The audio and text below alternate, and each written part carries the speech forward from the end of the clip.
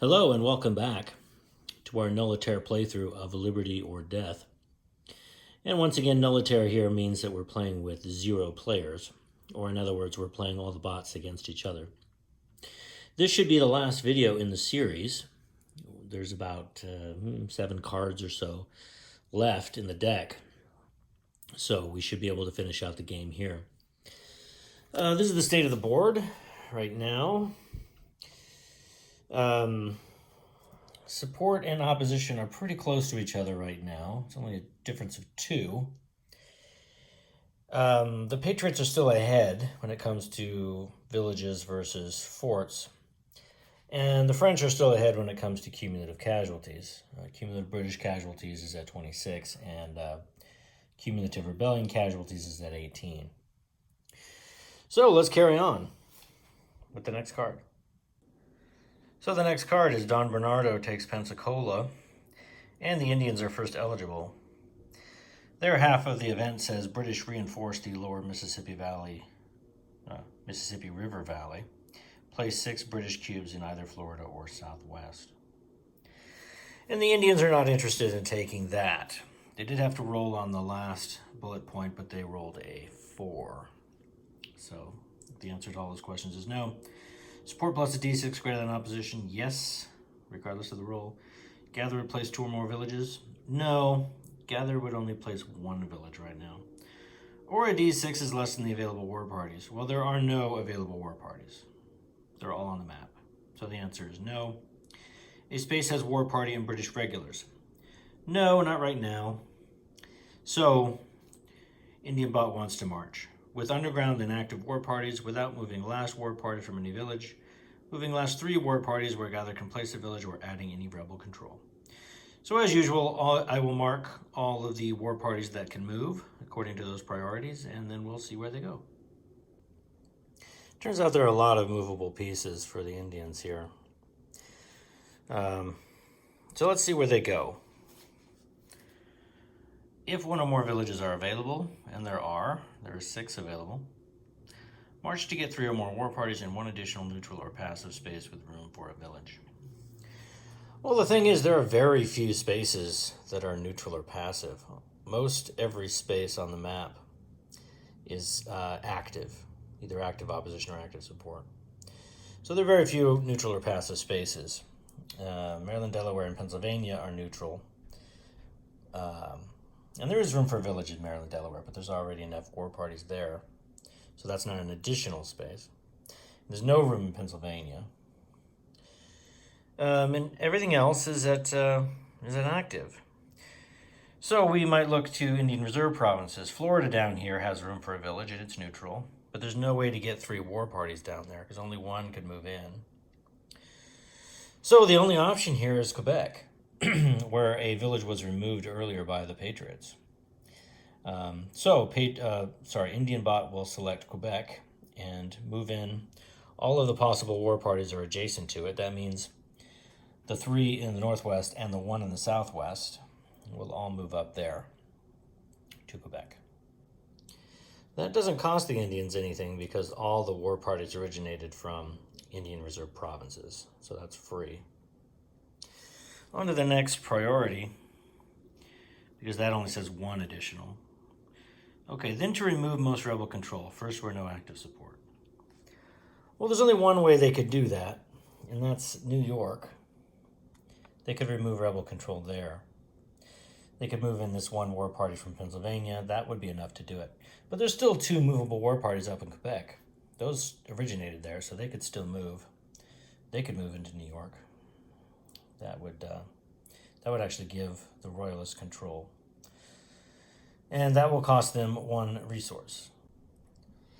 The war parties did not have to activate there, because even though it was rebellion controlled when they moved, the march procedure says if destination is rebellion controlled colony and moving war parties plus rebellion militia there exceed 3, activate the moving war parties. And the war parties plus militia don't exceed 3, they're exactly 3. So they get to stay underground through that march. Okay, and that cost them the only resource they had. They're now broke. So there's no more marching they can do. Okay, So now they're going to look for a special activity. They'd like to warpath, but they're at 0 resources, so they're going to trade instead. So if underground war parties at any village, and there are, trade in the village space with the most war parties, first requesting resources from the British. Okay, well that's clearly Maryland, Delaware. There are 4 war parties at that space. So they're going to activate one of those war parties and ask the British for some resources. So the British have to roll a die here, a d6. If the roll is less than British resources, well, the roll's 3, and that is less than their resources, they're at 10. Offer to transfer resources equal to half, round up the number rolled to Indian resources. So the British will offer to trade 2 resources with the Indians, which will bring the British down to 8. The British are next eligible, and they could either take the event or a limited command. The event again says place 6 British cubes in either Florida or Southwest. And the British are not going to take it. The third bullet point is close. It says event places Tories in active opposition with none, British fort and colony with none, or British regulars in a city or colony. So the British regulars there, this event could put British regulars on the map, but they wouldn't be in a city or colony. They would go into Indian Reserve because the event says Southwest or Florida. So the answer to that question is no. They had to roll on the last question, though, because they do control 5 or more cities, and the event is effective, but they rolled a 2. So they're not going to take the event. So they'll now look for a limited command. British resources greater than 0, yes, they're at 8. 10 or more British regulars on the map. No, there are only 8 regulars on the map right now. Available British regulars greater than a d6. There are 4 available British regulars, so they had to roll on that, but they rolled a 4. So the answer is no. 4 is not greater than 4. 2 or more active rebels in a space outnumbered by British regulars and leader. Well, New York is an interesting space because there are 2 or more active rebels there. Forts count as active, but they're not outnumbered by British regulars. So that is a no there. There's no other space that comes close. Okay, so they're going to march for their limited command. So as usual, I will mark all the pieces that can march according to this priority. Lose no British control, leave last Tory and war party in each space, and last regular if British control but no active support. And then we'll see where they want to march. So there are 7 movable British cubes. And let's see where they want to go. We have to remember that this is a limited command, so they're only going to get to choose 1 space to march to. Okay, moving the largest groups first, add British controlled up to 2 cities, then colonies within each first row rebel cubes, then highest population. Use common cause. Okay, can't use common cause because this is a limited command. All right, so they want to add control to up to 2 cities, first of all. And there are 2 cities that they don't currently control, Boston and New York. Clearly, they could not take control of Boston. Even if they moved all 7, that would still only be 9. They'd be outnumbered in Boston. So they'd like to try to take back control of New York City. And they only need 2 to do that, so it's not well defended. All right, so it says moving the largest groups first. Well, there's a group of 2 up in Quebec City, and there's a group of 2 here in Norfolk. But the thing is, that group of 2 in Norfolk can't move to New York City because Norfolk is blockaded. And the city-to-city style march, the second part of the procedure, is not possible from a blockaded city. It says if moving units are in or adjacent to a city not blockaded, to another city not blockaded, or a province adjacent to it. Okay, so these cubes in the blockaded cities, all they can do is move to adjacent spaces. They can't jump through the cities. So that means the 2 cubes up in Quebec City are going to move into New York City and take control of it. The British had to pay a resource for that. And since this is a limited command, that's all they're going to get to do. There are no militia to activate in New York City, so there's nothing more they can do in that space with March. Okay, on to the next card. My apologies if you hear construction noise in the background. They're doing some construction nearby. Hopefully it won't be too distracting. The next card is the Armada of 1779, and the French are first eligible. Their half of the event says British forces distracted from the colonies. Remove 4 British regulars from the map to available. Raise FNI 1 level. And the French are definitely interested in that, especially the raising of FNI. The very first bullet point in their event or command box. Support is greater than opposition, which it is. It's 2 greater than opposition. An event shifts support, opposition, in rebel favor. Well, raising FNI allows them to place a blockade, which lowers total support. So that's true. And just to be on the safe side, I checked the rules here. And it does say in parentheses in the rule book, including by increasing FNI and placing a blockade to reduce support. So that is definitely a reason to take the event. So the French will take the event. So the first thing I have to do is remove 4 British regulars from the map to available. We're given no particular priorities on that, so they'll choose randomly. The roll is a 6-3, which gives Massachusetts first of all, but there are no British regulars there, so we carry on until we find a space with British regulars. And New York Colony does have 1 British regular in it. So they'll remove that one, and they'll roll again to find more British regulars. The next random roll is a 2-3. That gives Savannah. There's no British regulars there. They're not in Florida or South Carolina or Georgia. There's 1 in Boston. Right there. So they'll remove that one next and roll again. The next roll is a 3-3, which gives Florida, South Carolina. Okay, following it down until we find something that has a regular. We finally get to New York City. There's 1 regular there. So that means they have to roll again to find that last one. The last roll here is a 4-3, which gives Georgia, no regulars there. Following it down, no regulars, no regulars, no regulars, no regulars, no regulars, no regulars. Philadelphia. Yes, there's a regular there, so they'll remove that one. So now the next part of the event is to raise FNI 1 level. We'll put it at 3. And that means the last blockade comes out into a city. And once again, we've seen this earlier in this playthrough. This is an event that shifts support or opposition, so they're going to go for the highest loss in support. That means they're going to place the blockade in a city that's at active support, and that gives them a couple of options to choose from. So they're going to roll randomly to select which city the blockade will go to. The roll is a 1-2, which gives Northwest Maryland, Delaware, then Philadelphia, but Philadelphia is already blockaded. So Norfolk is the next choice, but it's already blockaded. So Charlestown is the final destination for that squadron. So French will raise FNI 1 level and move that French squadron from the West Indies and blockade Charlestown with it. And that brings support down 2 more. And once again, support and opposition are now tied at 20. All right, the next available faction is the Patriots, and they can take a full command of special activity.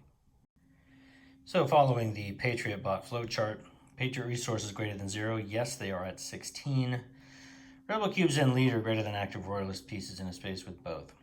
Yes, Boston is a clear choice there. There is an active royalist piece there, that fort, and it's clearly outnumbered by rebel pieces. So the answer there is yes. Sorry, there it is. So they're going to battle. And Boston is a clear choice here. And I don't think there are any other places where they're likely to battle, but I'll go through it and make sure. So Boston is indeed the only space where the Patriots are going to battle. I thought for a moment that maybe South Carolina would be a space they would choose. There's just that fort there. But that turns out to not be the case. Although the Patriots would get a modifier for having an underground militia, that modifier is wiped out by the defending fort. which is a -1 modifier. So the rebellion ends up with 0 force level plus modifiers, whereas the British end up with a 2. They get to count the fort as a force level of 1, and then they get a modifier of +1 in addition to that. So they end up with 2. So it's 0 to 2 in South Carolina, force level plus modifiers. So the Patriots will not choose that space. Same for New York, not the same, but similar for New York City and New York Colony. Although there are Patriot forts there and some Royalist pieces, the force level plus modifiers does not come out in the Patriots' favor. So Boston is the only space where the Patriots are going to battle. Okay, so now we've selected the spaces. The next thing to do is, well, resolve all the battles. So that's what we're going to do next. There's only one battle to resolve, that's Boston. The force level for the Patriots is 2, because the Patriot battle, they get to count all of their continentals, and the French up to the number of continentals. So they don't get to count all of the French there. They only get to count 3. So they have 6 cubes. Okay, so they have a force level of 6. And the defenders, that one fort, that counts as 1. They have a force level of 1. This means that the Patriots will get to roll 2 dice. Right, their force level divided by 3, that's 2. And the British will roll 0 dice. The Patriots rolled as well as they could. They rolled a 6. So now let's go through the defender loss level and see how that's modified. At least half attacking cubes are regulars, yes. Half of them are French regulars, so that's a 7. At least one attacking side piece underground, no. At least one attacking leader, no. Attacking including French with Lausanne, no, he's not there. British attacking a blockaded city, no. British attacking West Indies, no. Per defending fort, yeah, there's a defending fort there, so that brings it back down to 6. Indians defending in an Indian reserve, no. Patriots, French defending with Washington, no. So the British have to suffer 6 losses here. That clearly means they'll lose that fort, which counts as 2. So they'll lose the fort. But let's see if they can strike a blow to the rebellion. They have 0 to start with because they didn't roll any dice. At least half defending cubes are regulars, no. At least one defending side piece underground, no. At least one defending leader, no. British defending in a blockaded city, no. City's not blockaded. British defending the West Indies, no. Per defending fort, okay, well, yeah, there is a fort there. So they get a 1. So the rebellion has to suffer 1 loss, and that means that a French regular has to go. It counts as 2. Okay, so the French lose a piece, a regular, and the British lose their fort. All of that counts as casualties. Both the Patriots and the French had to pay a resource for that. And of course, the fort goes back immediately. But cumulative casualties for the British are now up to 27, and for the rebellion are up to 19. Okay, and that's the only battle for the Patriots, so now they'll choose a special activity. By the way, there was no win the day during that battle because the loser did not remove 2 or more pieces, even though they did remove a fort. So there was no win the day. All right, so now we're looking for a special activity. The Patriots would like to partisans. The problem is there's no space where they can. Partisan says 1 space with underground militia and royalist pieces and no battle in the space. Well, there is a space like that. South Carolina. There's an underground militia there. There are royalist pieces, and there was no battle in that space. So that is a space they could choose. The problem is it wouldn't do anything. There's just a fort there. And partisans does not allow the removal of a fort. If we look at the procedure, activate 1 underground militia and remove 1 royalist unit. Okay, well, a fort is not a unit. Or activate 2 underground militia, remove 1 of the 2 militia and remove 2 royalist units. Again, a fort's not a unit. Or if no war parties, remove 1 village. Activate 2 underground militia and remove 1 of the 2 militia. So partisans doesn't allow the removal of a fort at all. It will only allow the removal of a village. Okay, so they're not going to partisans. So they'd like to skirmish is their next priority. But again, there's no place where they can skirmish. Skirmish requires a space with continentals and British pieces, and no battle in the space. Well, there are no spaces with continentals and British. So skirmish is out of the question. Okay, the next priority is persuasion then.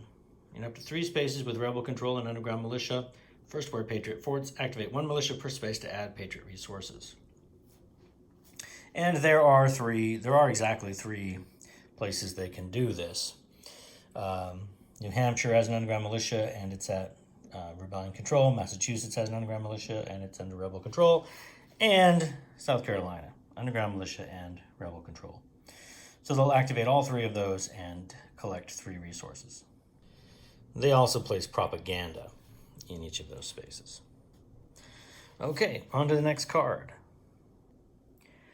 The next card is Adam Smith, Wealth of Nations. We see there are only 3 cards left that have not been seen, so a winter quarters round could happen at any moment from here on out. Okay, well, the British are first eligible, and their side of the event says British intellectuals advance economy, British resources +6. Well, looking at their event or command box, the answer to all those questions is no, until we get to the last question. British control 5 or more cities. They do. They have exactly 5 cities. The event is effective. Yeah, it adds some resources. And a roll of d6 is a 5 or better. Well, they rolled a 5. So that means the British have to take this event. Probably not the most tactical play for them. I mean, they have 7 resources. So another 6 resources. Well, that's a lot of resources. But really seems like they should be doing something else here. FNI's at 3. They got all these blockades. Things are not looking so great for the British right now. But in any case, the bot selected the event, so they're going to take the event and add 6 resources. The Indians are next eligible, and they can take a full command and special activity. So, looking at their flow chart, support plus a d6 greater than opposition. Well, right now, support and opposition are tied at 20. So no matter what that d6 is, that will push support plus that d6 higher. So the answer is yes. Gather would place 2 or more villages. Yes, actually it would right now. There are enough war parties in Quebec and room for a village there, and there are enough war parties and room in Maryland, Delaware. So the answer is yes. So Indian bot will choose gather. Place villages where room and 3 or more war parties, 2 or more of corn planters in the space, first with the Indian leader. Okay, so they'll select Maryland, Delaware, and Quebec to place villages. They'll have to remove 2 war parties from Quebec, but that will be free since it's the first gather in an Indian Reserve province. And they'll remove 1 war party in Maryland, Delaware because corn planters in the space, and his special capability is he builds villages for 1 war party. And they'll have to pay 1 resource for that one. Now that they've removed those war parties to put in the villages, they actually have some available.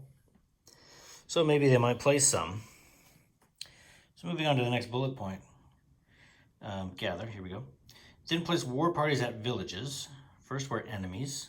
Well, there aren't any villages with enemies at them right now. Then where no underground war parties. Okay, well there are 2 spaces with no underground war parties with villages, and that's Pennsylvania and Northwest. So they'll have to choose randomly between those 2. The roll is a 6-3, which gives Massachusetts. So following that around, we get to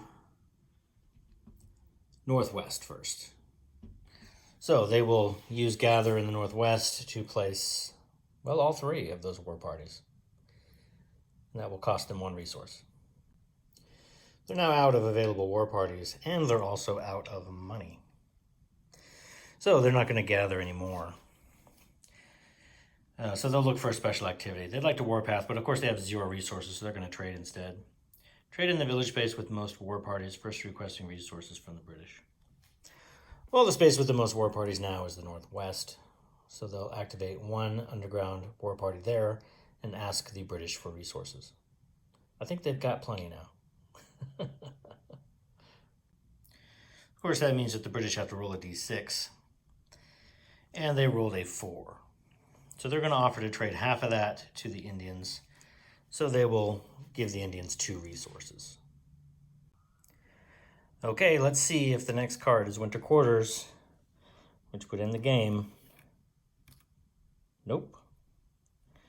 It's good old John Paul Jones. All right. So the next card is Herkimer's Relief Column.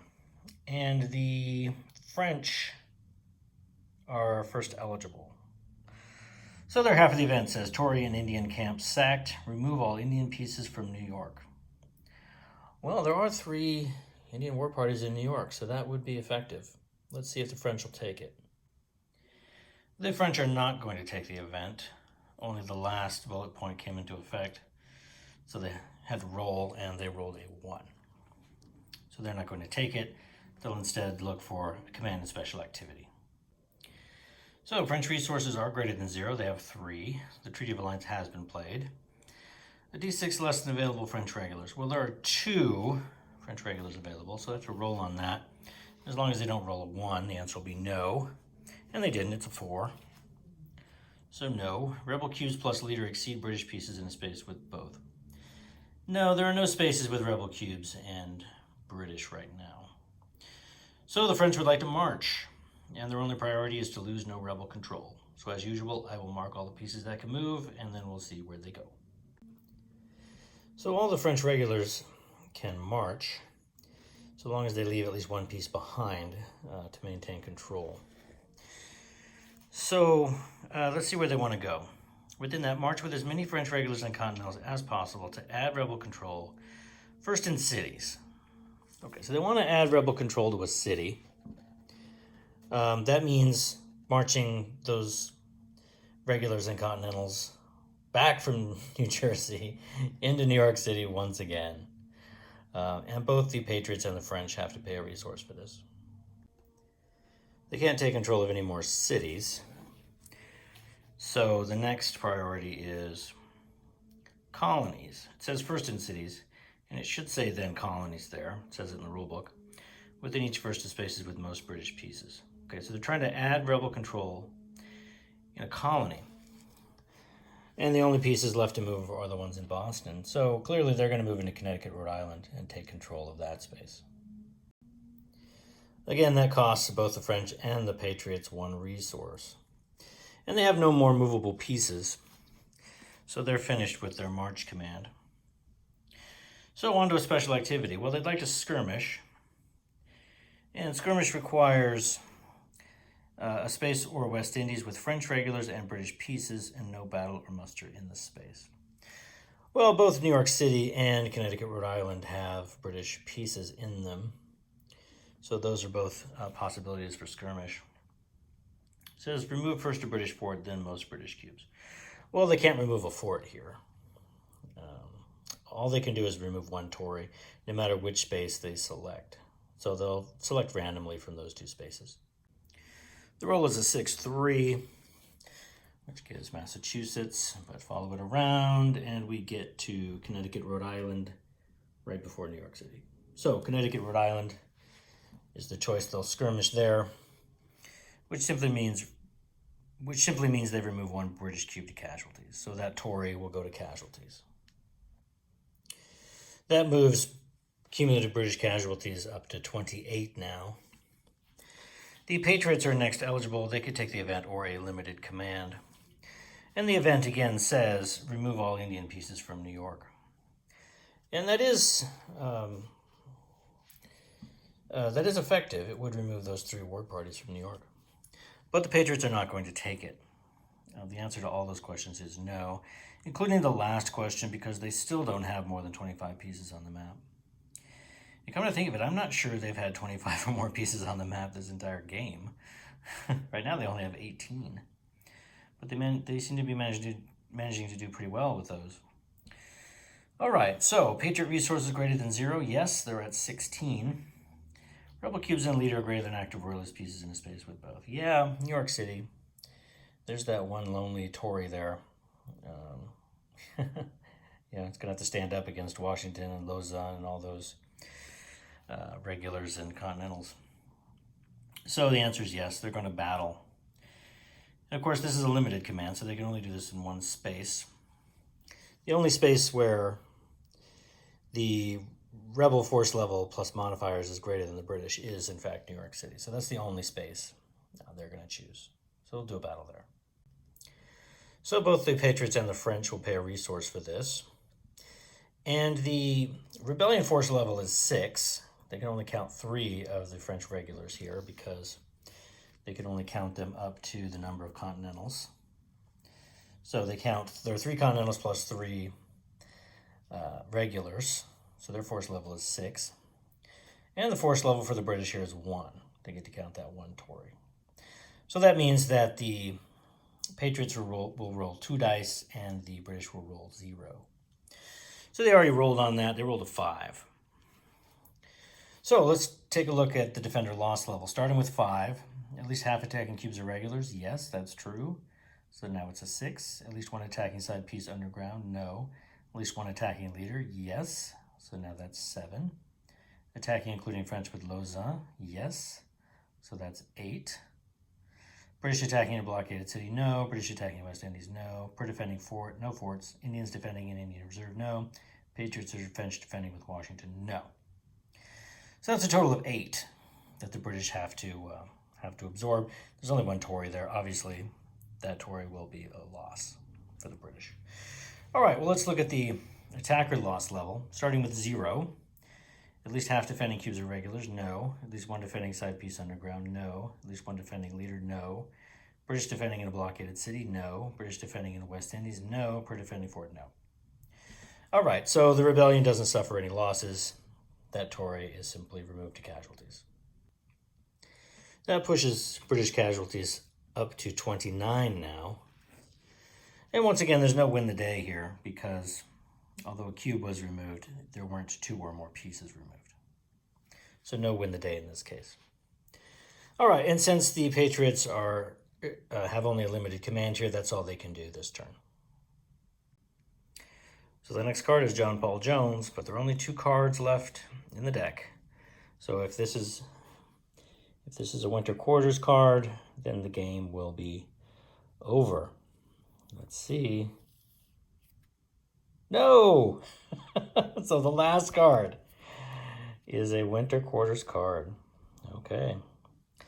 So, one last card to play before we get to the last winter quarters. So the British are first eligible, and their half of the event says limited impact. British resources +3, lower FNI 1 level, move up to 2 British regulars from available to West Indies or any city. Okay, an action-packed event there. And the British are going to take it. But not because of the first bullet point, because opposition and support are actually equal. They're tied at 20 right now. So even though this would lower FNI and push support up, they wouldn't take it for that reason. It's actually the third bullet point. Event places Tories in active opposition with none, British fort and colony with none, or British regulars in a city or colony. And it would put British regulars in a city or colony.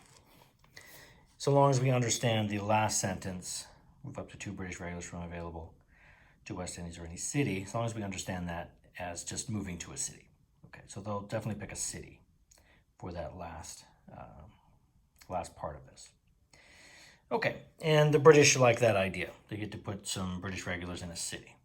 So they'll take the event, which means we start off by adding 3 to their resources and lowering FNI 1 level.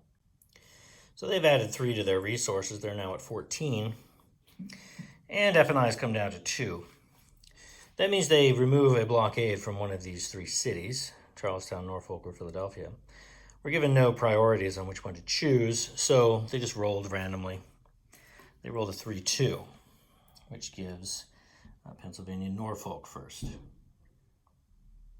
Okay, so they'll remove the blockade from Norfolk. So the support in Norfolk is now being counted again, which pushes total support back up to 22. The last part of the event, of course, is moving those 2 British regulars to any city. But we're not given any priorities on which city to choose. So they simply rolled randomly. They rolled a 1-3, which gives North Carolina. The first city is Savannah. So they will put their 2 British regulars into Savannah. The Indians are next up. They can take a full command and special activity. So looking at their flow chart, support plus a d6 greater than opposition. Yeah, support's higher than opposition now. So, I don't think the Indians have raided this entire game. I can't remember a single instance of raid. I remember earlier in the game they wanted to raid a few times, but they didn't have the resources to do it. So I don't think they ever did it. Well, this is their last opportunity, so they're still not going to do it. All right, gather would place 2 or more villages. No, there are no places for a village right now. Or a d6 is less than the available war parties. There are no available war parties. So the answer is no. A space has war party and British regulars. No, there are no spaces like that. So the Indians are going to march. With underground and active war parties, without moving last war parties from any village, moving last 3 war parties, we're gather can place a village, or adding any rebel control. Okay, so we'll mark all the pieces that can move, and we'll see where they go. So, of course, we've got our lonely friend down here in Florida. That war party has been sitting there the whole game, I'm pretty sure. It's never moved. I doubt it'll move this time either. But there's a whole bunch of war parties up here that can move as well. So let's take a look, see where they go. If 1 or more villages are available, there are. March to get 3 or more war parties and 1 additional neutral or passive space with room for a village.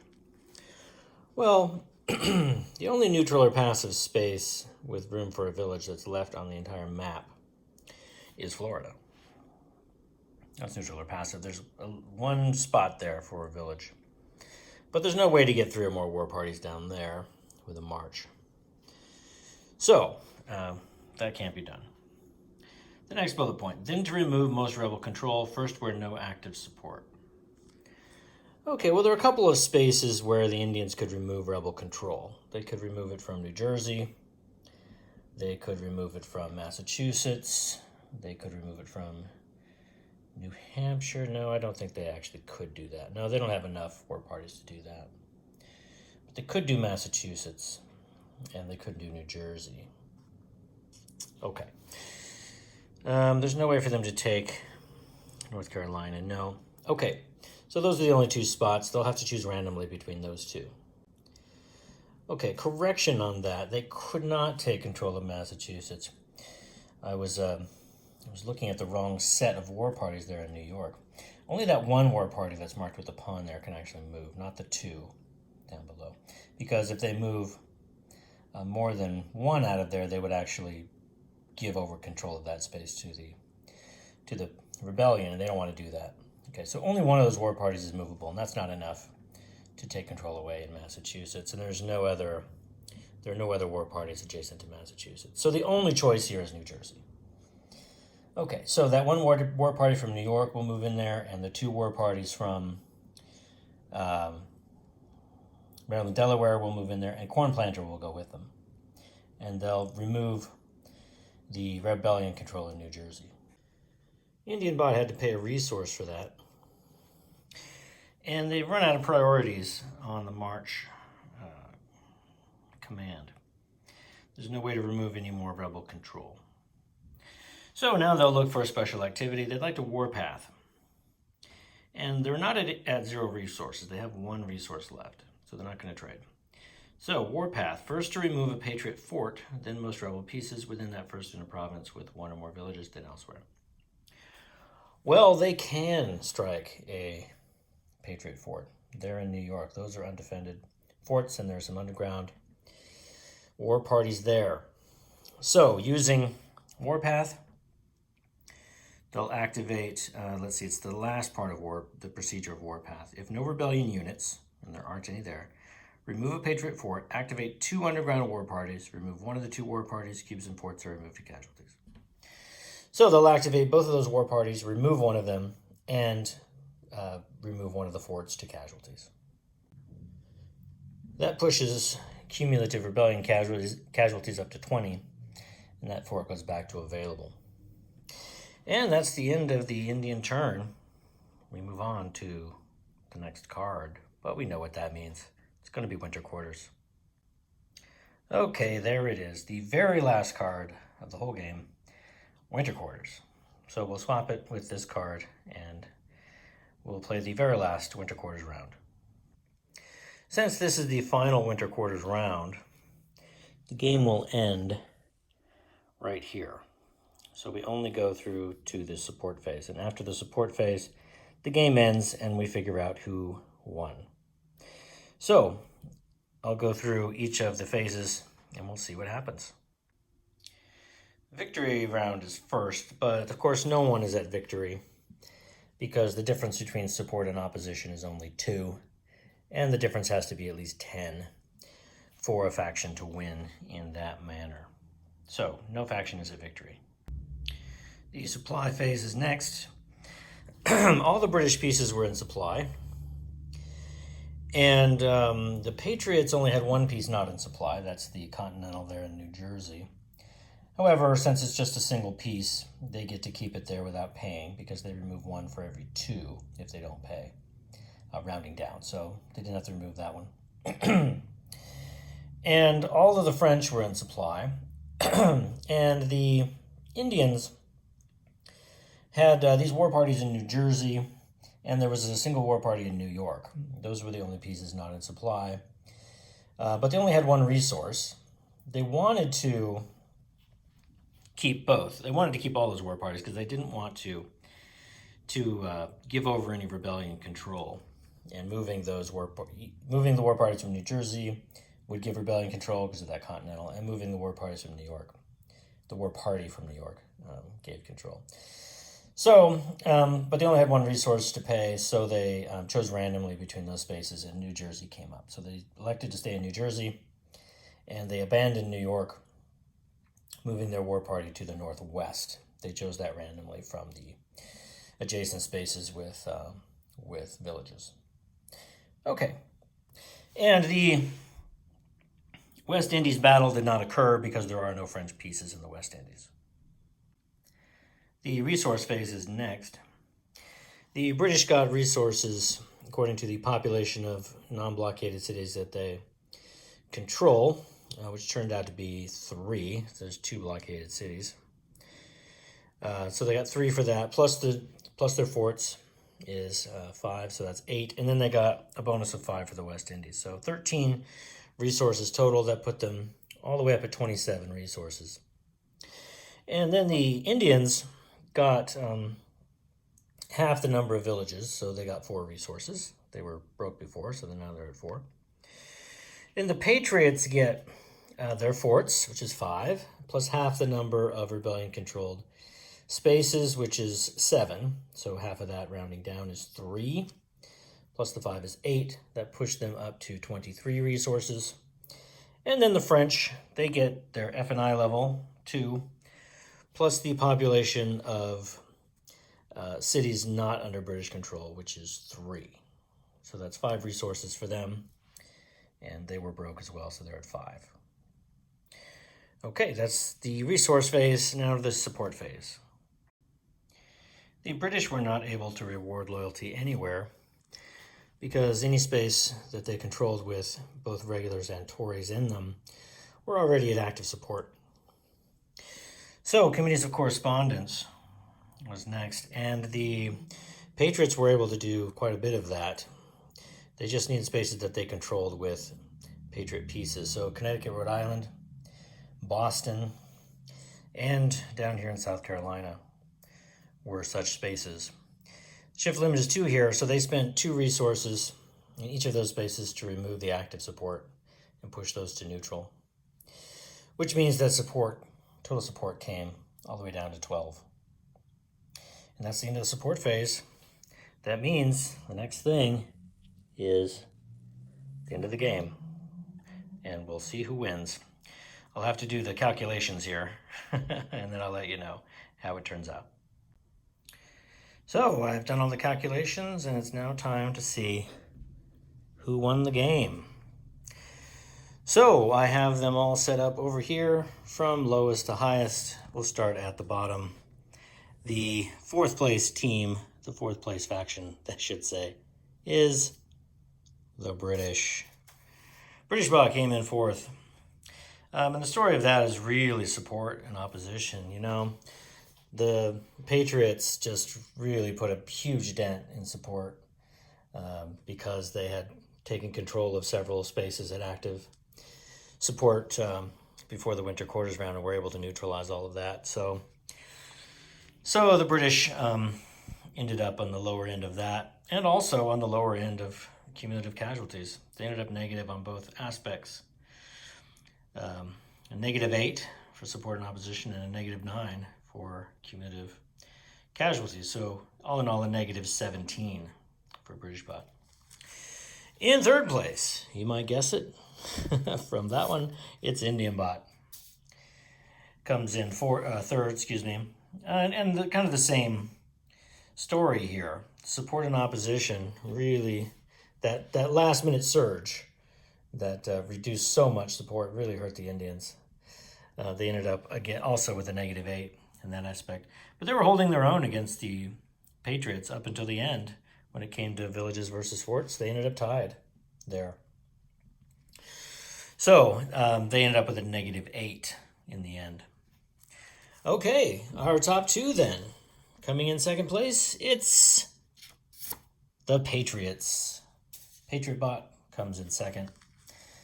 A +8 when it comes to opposition and support, but tied with the Indians for villages, so a 0 on that. So they end up with an 8.